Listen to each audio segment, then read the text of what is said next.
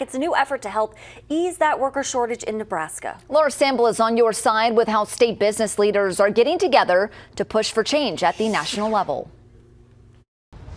It seems everywhere you look, you see signs like this, now hiring or help wanted. The national worker shortage isn't new, but Nebraska has a new plan to address it. We have 50 to 80,000 jobs in Nebraska today that we can't fill because we don't have the workers.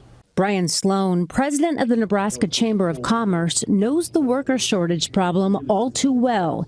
In his view, it's mainly a culmination of declining birth rates in the U.S. and the baby boomer generation retiring. You put those two things together, and we suddenly have a very large shortage of workers. Sloan says fixing the problem starts with making it easier for refugees and legal immigrants to work. Great people, great working skills, great families. It takes them 6 to 9 months to get a work visa. There's transportation issues because right now Nebraska doesn't grant them driver's licenses. So the Nebraska Chamber of Commerce is forming a broad coalition of industry and interest groups to push for overhauling the country's immigration system. This is not a Republican or Democrat issue. It's not an urban versus rural. There's broad support for fixing the visa system. And so we will be in Washington several times during the course of the next year. Tadiq Maki, a refugee from Sudan, says it took him nearly a year to find a job in his field.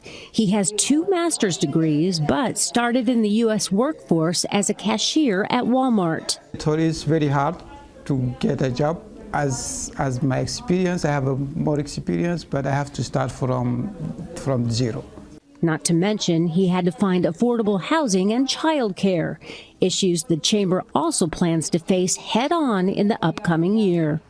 On your side, Laura Samble, 6 News. The Nebraska Chamber of Commerce will also work on increasing student enrollment in universities and making Nebraska more of a technology state.